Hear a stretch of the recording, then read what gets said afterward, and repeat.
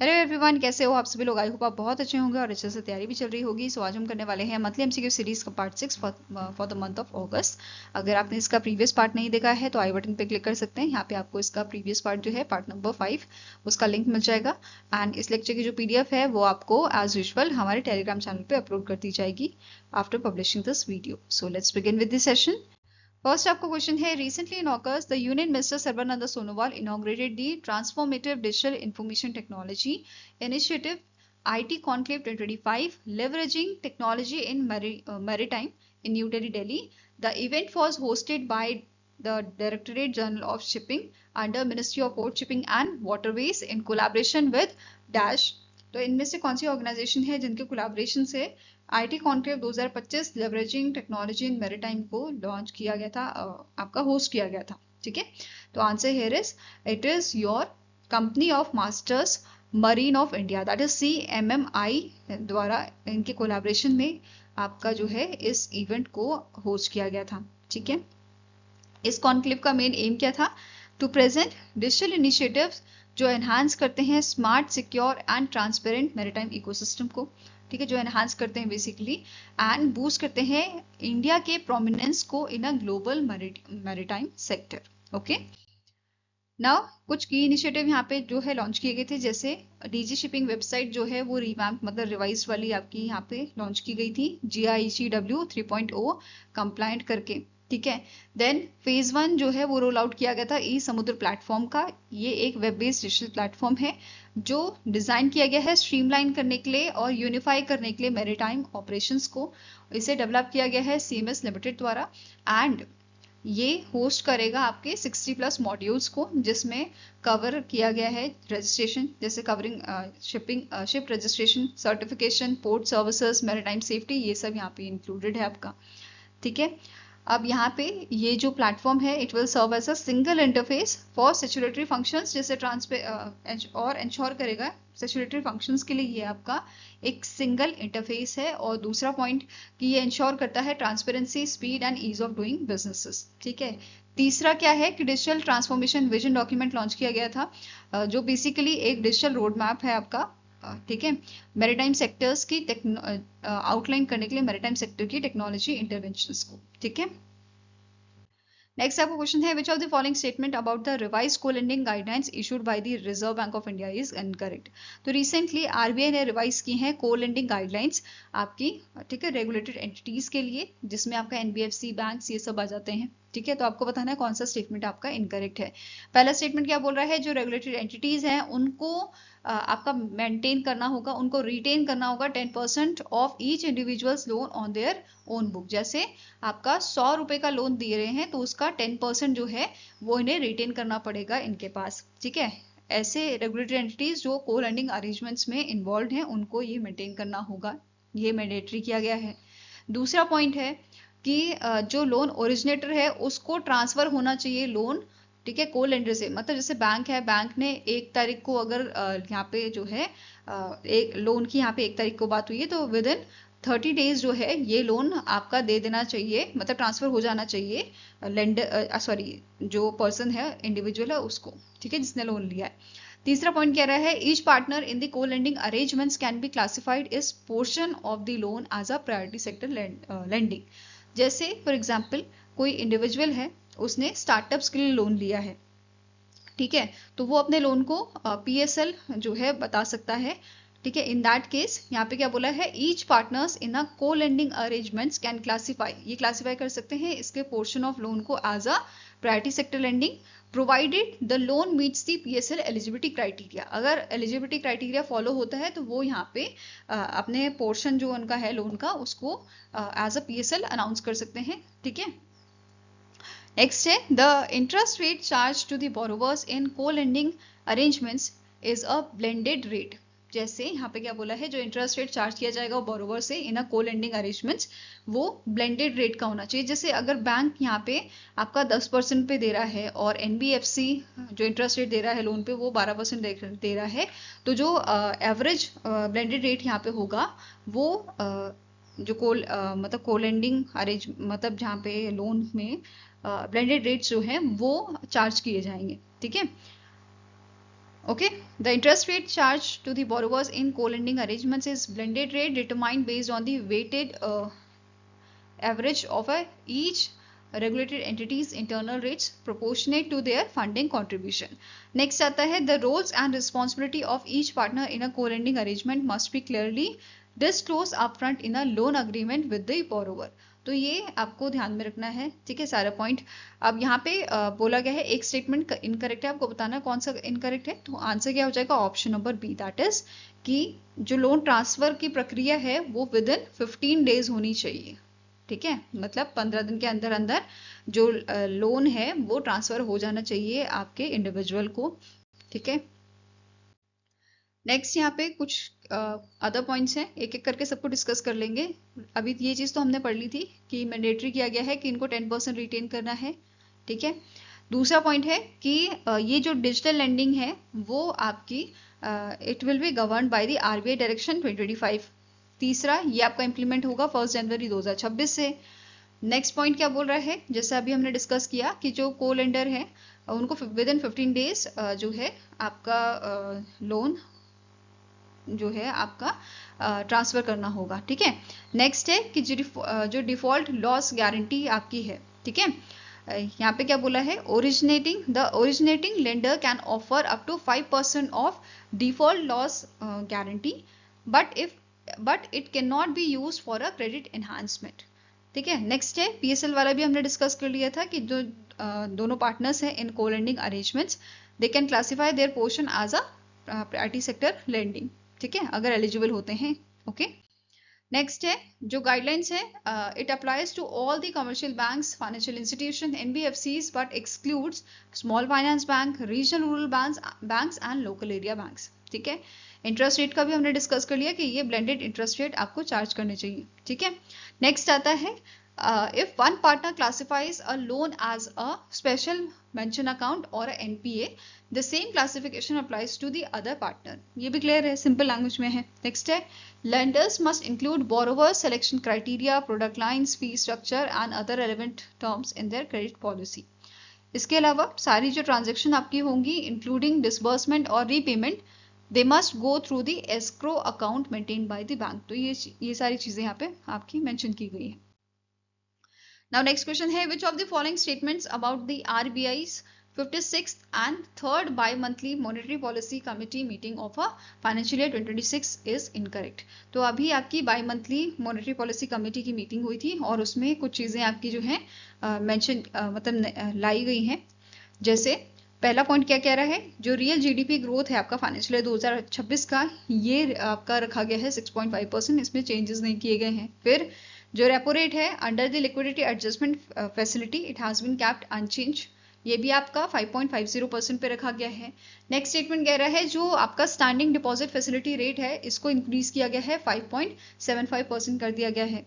Next statement है कि जो सीपीआई है आपका सीपीआई इन्फ्लेशन जो है वो मेंशन की गई है फाइनेंशियल ईयर 2026 के लिए 3.1% की, और आपका जो एमएसएफ रेट है एंड बैंक रेट है इसको मेंटेन किया गया है 5.75% पे, ठीक है। तो आंसर यहाँ पे आपका क्या हो जाएगा, it is option number C, that is incorrect statement है आपका ऑप्शन नंबर सी।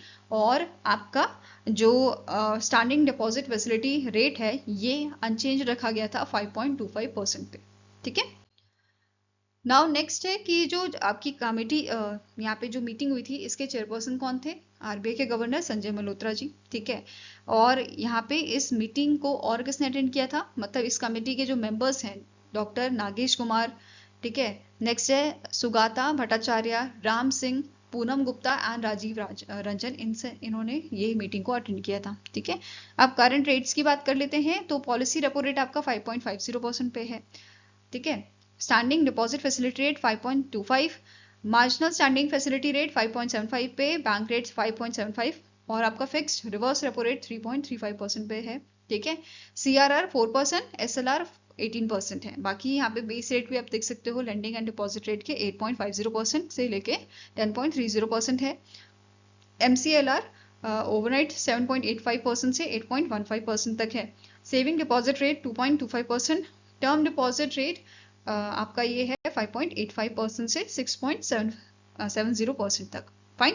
नाउ नेक्स्ट क्वेश्चन है, what was the theme of a Bharat Ratna professor doctor M S. Swaminathan centenary international conference जो पीएम मोदी द्वारा इनॉग्रेट की गई थी पूसा न्यू दिल्ली में? ठीक है, तो आंसर यहाँ पे आपका होगा that is evergreen revolution path to bio happiness. ये आपकी थीम थी। ठीक है, Bharat Ratna professor doctor M S. Swaminathan centenary international conference जो हुई थी उसका। ओके, अब इस कॉन्फ्रेंस के दौरान चलो पहले बात करेंगे किसने ऑर्गेनाइज की है। तो M S. Swaminathan research foundation and Indian council of agriculture research that is ICAR and national academy of agriculture science द्वारा इसको आपका ऑर्गेनाइज किया गया था। इसके अलावा ये जो आपकी कॉन्फ्रेंस थी, इस कॉन्फ्रेंस में पीएम मोदी जी ने रिलीज किया था 100 रुपीज का कॉमरेटिव कॉइन। ठीक है, एंड एक मेमोरियल स्टैम्प यहाँ पे रिलीज किया गया था to honour doctor M S. Swaminathan. इसके अलावा पीएम मोदी जी ने global M S. Swaminathan award for food and peace इनको भी लॉन्च किया था और पहली रेसिपिएंट इसके थे आपके नाइजीरियन साइंटिस्ट एडेमोला एडेनल। ठीक है, ये फर्स्ट रेसिपिएंट थे इस अवार्ड के एंड इनको यहाँ पे $2500 का एज अ मॉनेटरी प्राइज दिया गया है। ठीक है, अब बात करते हैं एम.एस. स्वामीनाथन की, जिन्हें father of India's green revolution भी कहा जाता है।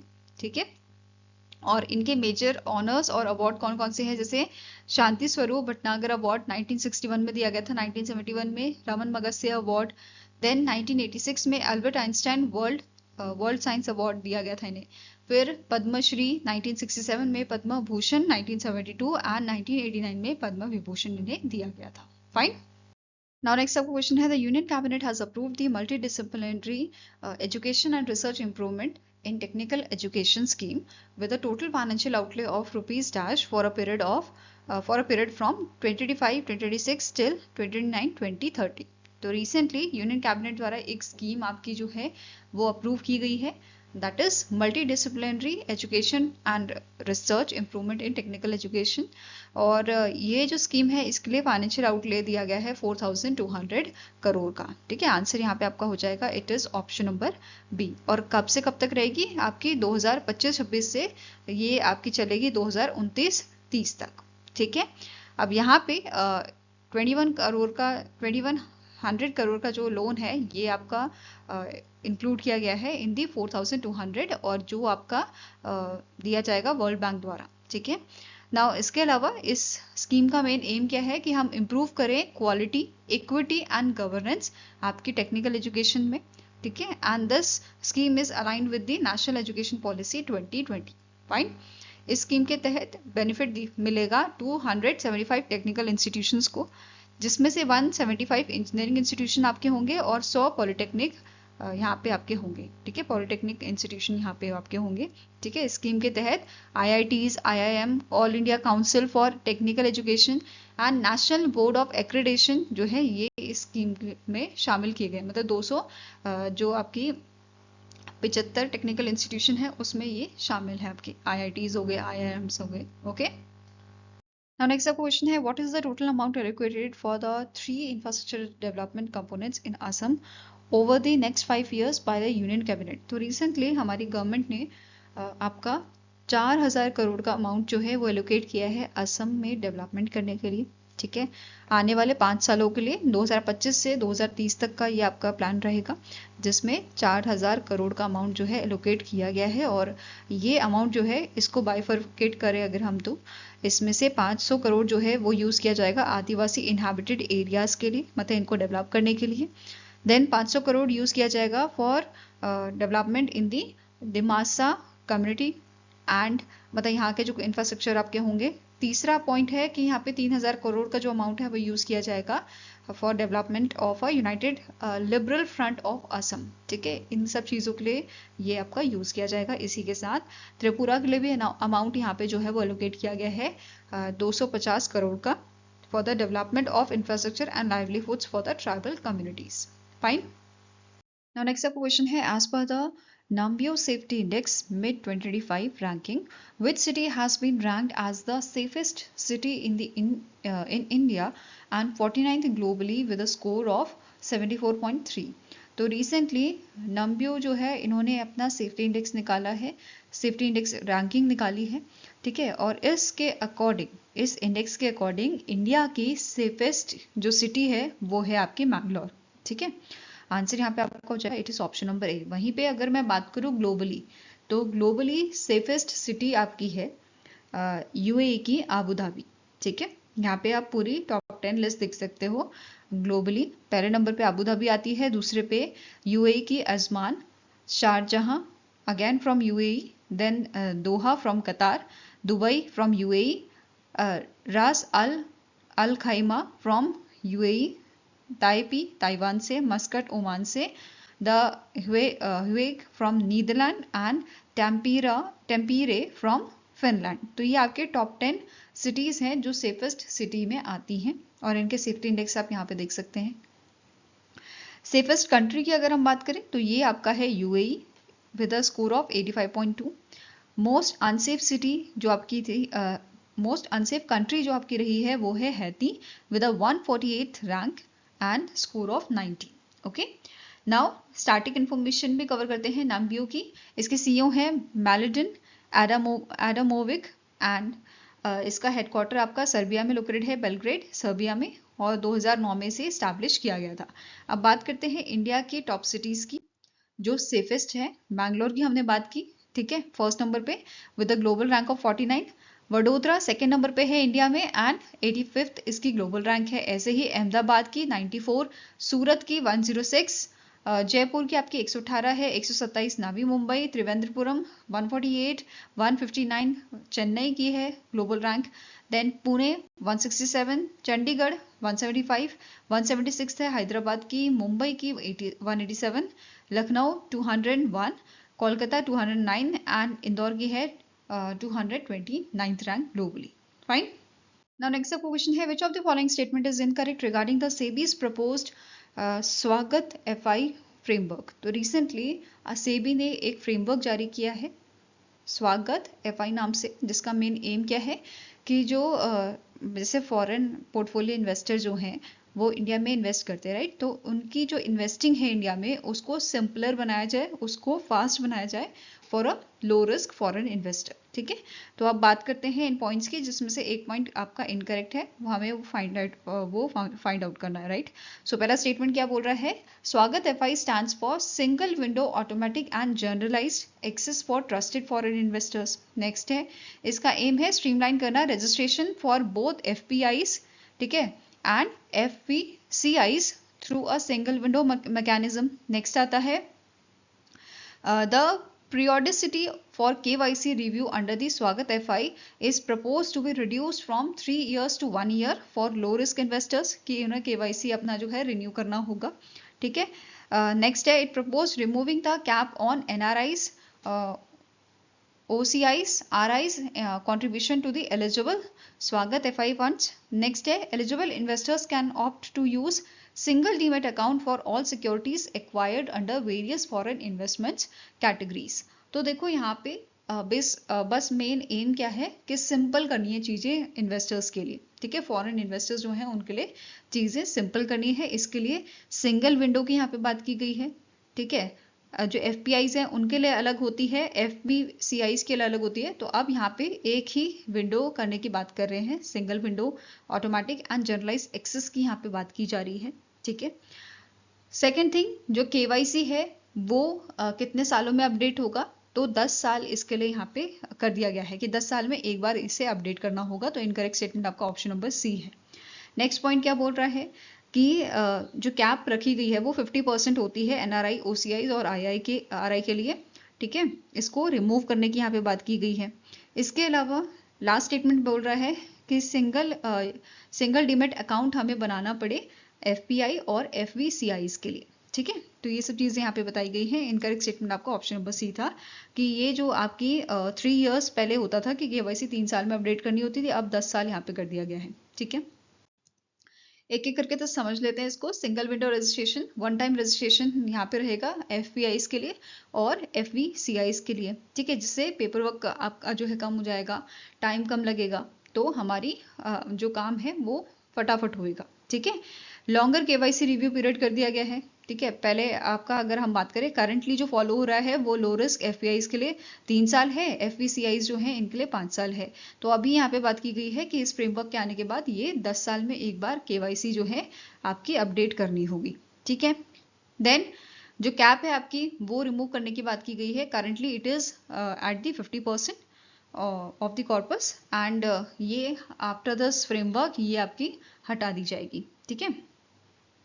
Then single demat account option की यहाँ पे बात की गई है कि सिर्फ एक मतलब अलग अलग डीमेट अकाउंट इन्हें यूज नहीं करना पड़ेगा, एक ही डीमेट अकाउंट से दोनों काम यहाँ पे हो जाएंगे आपके, ठीक है, एफपीआईज के लिए भी और एफवीसीआईज के लिए भी। ओके, नेक्स्ट क्वेश्चन है, recently prime minister Narendra Modi inaugurated the yellow line of a Bangalore metro and laid foundation stone of a phase 3. Which of the following statement is correct regarding this development? तो पहला statement आपका है कि जो yellow line है वो आपकी जिसका यहाँ पे इनॉग्रेशन की बात की गई है, ठीक है। येलो लाइन जो है इसको बनाया गया है अराउंड 7,160 करोड़ में। नेक्स्ट है इसकी एस्टिमेटेड कॉस्ट जो है आपकी फेज 3 की यहाँ पे बात हो रही है, जो जिसका फाउंडेशन स्टोन रखा गया है, इट इज 15,610 करोड़। फेज 3 जो है it will have a route length of over 44 kilometres with a 31 elevated stations. Next है कि पीएम मोदी जी ने जो है फाउंडेशन स्टोन रखा था ऑरेंज लाइन का। लास्ट स्टेटमेंट कह रहा है कि सारी स्टेटमेंट जो मेंशन की गई है दे ऑल आर करेक्ट। तो answer is option number E, that is above mention statements are correct. इसके अलावा यहाँ पे पीएम मोदी जी ने फाउंडेशन स्टोन रखा था आपका फेज 3 का, ठीक है। ये फाउंडेशन स्टोन आपका रखा गया था international institute of information technology में, ठीक है, विद एस्टिमेटेड कॉस्ट ऑफ 15,610 जो अभी हमने यहाँ पे कवर किया, ठीक है। इसके अलावा यहाँ पे बात की गई है ऑरेंज लाइन की, ठीक है। इसकी लेंथ 44.8 किलोमीटर्स तक है एंड इसे 2029 तक कंप्लीट कर दिया जाएगा and it is a part of your phase 3। Okay, now next is Union Minister of State Dr. Jitendra Singh inaugurated India's first animal stem cell biobank and laboratory at which location? तो इसको कहाँ पे आपका inaugurate किया गया है? तो it is inaugurated in the Hyderabad Telangana, ठीक है। ये आपका इंडिया का पहला animal stem cell biobank and laboratory आपका इनॉग्रेट किया गया है हैदराबाद तेलंगाना के national institute of animal biotechnology NIAB में इसको इनॉग्रेट किया गया है और इसका टोटल कॉस्ट आपका है 1.85 करोड़ का, इतनी लागत से इसको बनाया गया है, ठीक है।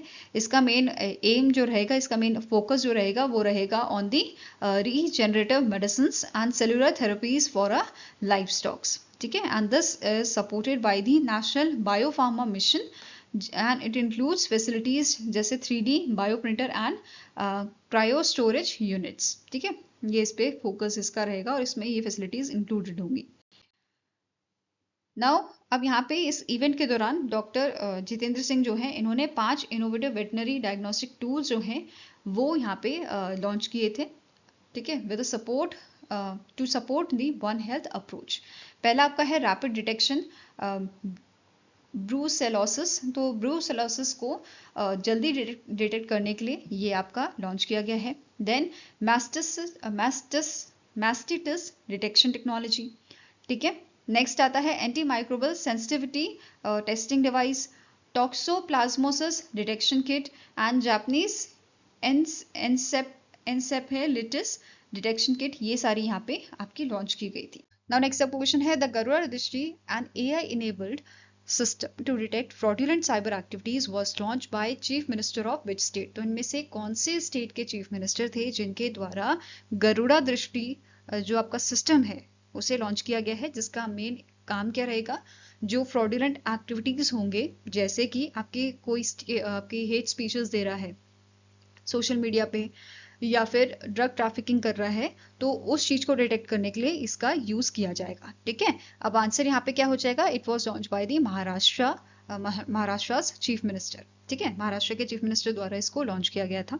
फाइन, ये बेसिकली डिटेक्ट करेगा आपकी hate speeches, fake news, communal miss information, drug trafficking जैसे चीजों को, ठीक है, फाइनेंशियल स्कैम्स जैसी चीजों को ये डिटेक्ट करेगा। Now next आपका क्वेश्चन है, the government of Karnataka recently launch catalyst and ease of doing business cell, what is its main purpose? तो रिसेंटली कैटलिस्ट नाम का आपका जो है ease of doing business cell जो है लॉन्च किया गया है, जिसका मेन एम है कि हम स्टैब्लिश करें ग्लोबल कैपेसिटी सेंटर्स को, फास्ट ट्रैक करें the establishment of a global capacity centre in the Karnataka. Okay, answer here is option number A.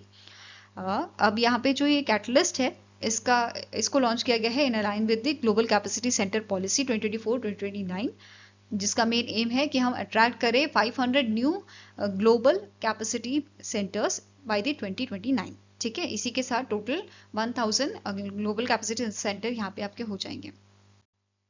Next is, recently in August, India's under-20 women's football team qualified for the Asian Football Confederation under-20 Women's Asian Cup 2026 by defeating Myanmar.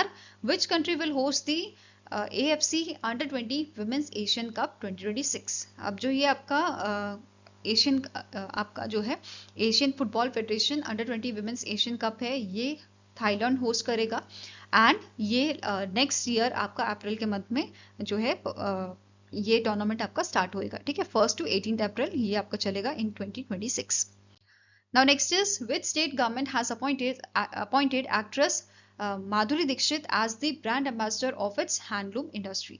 सो जो आपका 11th national handloom day observe किया गया था, जो आपका basically celebrate किया गया था ऑन 7 अगस्त, उस सेलिब्रेशन में अनाउंस किया गया था उड़ीसा के सीएम द्वारा कि माधुरी दीक्षित जो है वो ब्रांड एम्बेसडर आपकी अपॉइंट की गई थी हैंडलूम इंडस्ट्री की। ठीक है, answer here is option number A, that is Orissa government द्वारा ये अनाउंसमेंट किया गया था। Now next is, which of the following option is correct about the India's first quantum valley tech park being developed in Amravati, Andhra Pradesh? तो आपका जो पहला quantum valley tech park है वो डेवलप किया जाएगा अमरावती में। ठीक है, इसी से रिलेटेड आपके पॉइंट्स है। पहला स्टेटमेंट कह रहा है जो LTI Mindtree है, they will set up Center of Excellence for Deep Tech Research, Quantum Incubation and Applied Research and Development। Next है इसमें इस क्वांटम पार्क के लिए L&T जो है, लार्सन टर्बो जो है, they will manage design, development and maintenance of a physical infrastructure. Next point है जो IBM क्वांटम सिस्टम है, IBM quantum system 2 will be deployed at a quantum computing center, making it India's largest quantum computer। Next statement next point बोल रहा है both A and B are correct, और last is all A, B and C are correct। तो answer यहाँ पे हो जाएगा, that is सारे स्टेटमेंट्स यहाँ पे करेक्ट हैं। जो LTI Mindtree है ये सेंटर ऑफ एक्सेलेंस यहाँ पे सेटअप करेंगे। ठीक है, इस बाग के लिए। देन L&T जो है ये आपका डिजाइन डेवलपमेंट का काम देखेगा। IBM क्वांटम सिस्टम 2 जो है वो डिप्लॉय किया जाएगा इस क्वांटम कंप्यूटिंग सेंटर में। ठीक है,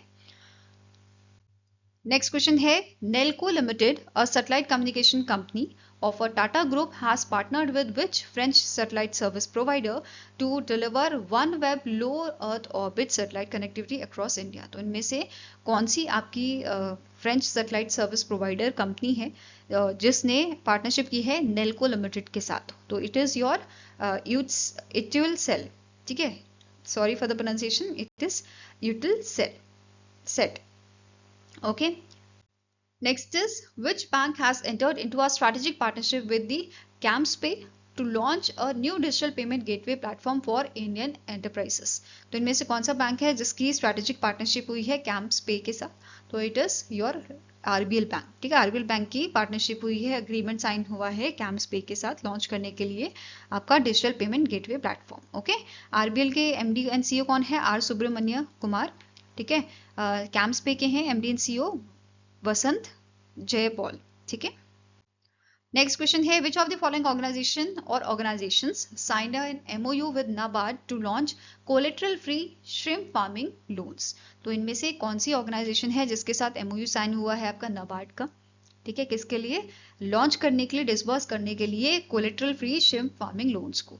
तो इट इज आंध्र प्रदेश ग्रामीण bank and aqua exchange agritech private limited. ये दोनों ऑर्गेनाइजेशन का जो है टाई अप हुआ है नाबार्ड के साथ। Okay, answer here is option number D, that is both A and B are correct. Fine, अब इस MOU के तहत टोटल 25 करोड़ का जो कोलेटरल फ्री लोन है वो डिसबर्स किया जाएगा अराउंड 100 श्रिम्प फार्मर्स को विद इन 3 to 6 मंथ्स। ठीक है, इसके अलावा फाइनेंशियल 2026 का टारगेट हमारा 100 करोड़ का है और फाइनेंशियल 2027 तक हमारा टारगेट है 250 करोड़ का।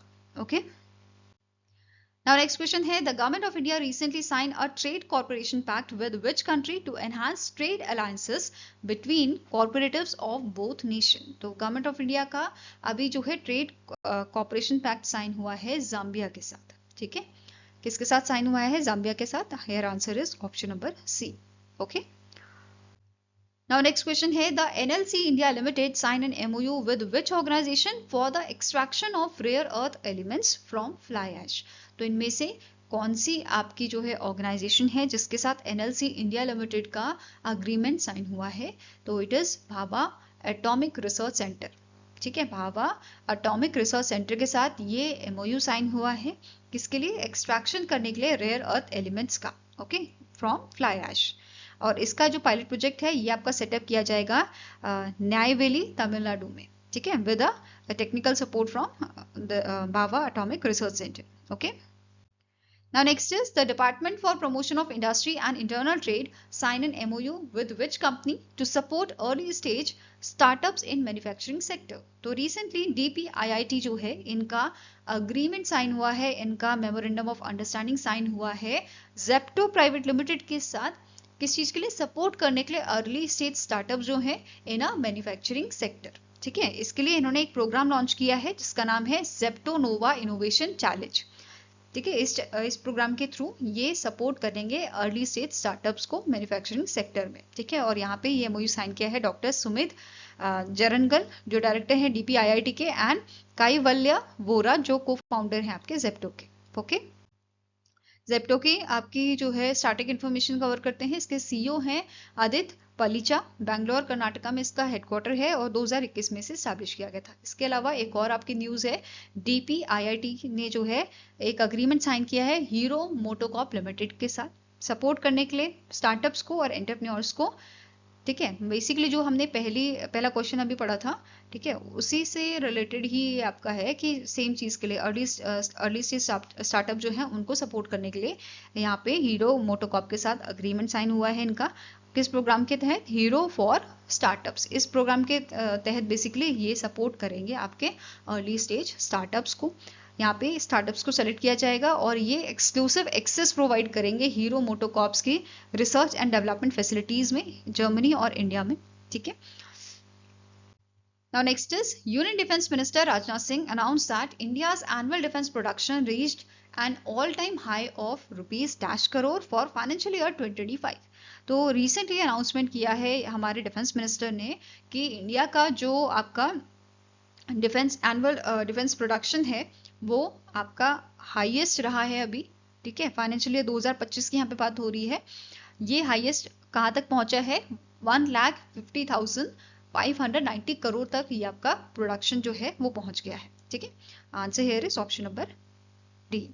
नाउ अब इसमें जो आपका प्रोडक्शन शेयर है डिफेंस पब्लिक सेक्टर अंडरटेकिंग का है 77%, वेयरएस प्राइवेट सेक्टर का आपका यहाँ पे 23% का जो है प्रोडक्शन शेयर है। Okay, as per the announcement by the defence minister. Now बात करेंगे नेशनल एंड इंटरनेशनल डेज की। तो वर्ल्ड स्टील पैन डे आपका ऑब्जर्व किया जाता है 11 अगस्त को। इस बार 3rd एडिशन इसका ऑब्जर्व किया गया था। साथ में ही एक चीज नोट करनी है कि स्टील पैन जो है नेशनल म्यूजिकल इंस्ट्रूमेंट है आपका त्रिनाद एंड टबागो का, और इन्होंने ही जो है बेसिकली अप्लाई किया था for world steel pan day. ठीक है, नेक्स्ट है वर्ल्ड एलिफेंट डे। ये 12 अगस्त को आपका ऑब्जर्व किया जाता है एंड इसका पहला एडिशन हमने 2012 में ऑब्जर्व किया था। इसका थीम है bringing the world together to help elephants. Okay, अब इंडिया में जो इवेंट्स हुए थे इसमें से एक इम्पॉर्टेंट इवेंट आपका था कि जो सुदर्शन पटनायक हैं जो सैंड आर्टिस्ट हैं, इन्होंने 12 फुट लॉन्ग सैंड स्कल्पचर आपका तैयार किया था एलिफेंट का at the Puri beach in Odisha, और इसमें स्लोगन उन्होंने मेंशन किया था save my habitat to raise awareness about the elephants and habitat conservation. Okay, next is international youth day. 12 अगस्त को इसे हम ऑब्जर्व करते हैं और इसका थीम था local youth actions for a sustainable development goals and beyond. I hope guys आपको ये वीडियो पसंद आया हो। पसंद आया तो लाइक एंड शेयर जरूर कीजिएगा और हमारे साथ जुड़ने के लिए हमारे चैनल को सब्सक्राइब कीजिएगा। अगर आपके कुछ सजेशन है तो आप हमें मेल कर सकते हैं benchmarkstudy007@gmail.com पे, या फिर आप हमें कमेंट सेक्शन में भी लिख सकते हैं। सो मिलेंगे ऐसे ही नेक्स्ट वीडियो के साथ। Till then take care, have a nice day and all the best for your preparation.